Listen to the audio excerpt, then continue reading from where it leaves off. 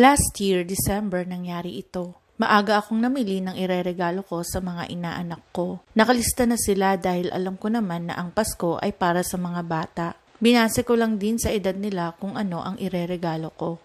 Dahil mas makakalas ako sa ipapamigay ko, bumili ako ng damit at laruan para sa kanila. Sa iba naman ay pinera ko na lang para sila na ang mamili sa gusto nilang bilhin. Pasko na, nagsidatingan na ang mga inaanak ko.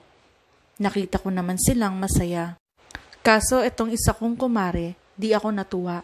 Pagkaabot ko pa lang ng ampaw, binuksan agad niya tapos sabay sabi niya sa akin, 50 lang. Medyo nasaktan ako. Sabi ko sa kumare ko, pasensya ka na kasi sakto lang ang budget ko. Kapos pa kasi ako ngayon, nagpasalamat naman siya. Kaso hindi ako natuwa sa sinabi niya bago sila umalis ng inaanak ko. Nak, dun tayo sa isa mong ninang. Mas malaki bigay dun. Maliit lang binigay ni ninang mo. Naku, kung pwede lang isauli yung kandila sa kumare ko, sinauli ko na. Ganun ba talaga dapat iparinig niya sa akin? Maliit ba ang halagang 50 pesos para sa inaanak ko? Magkano ba dapat ibigay sa inaanak para sumaya ang kumare ko?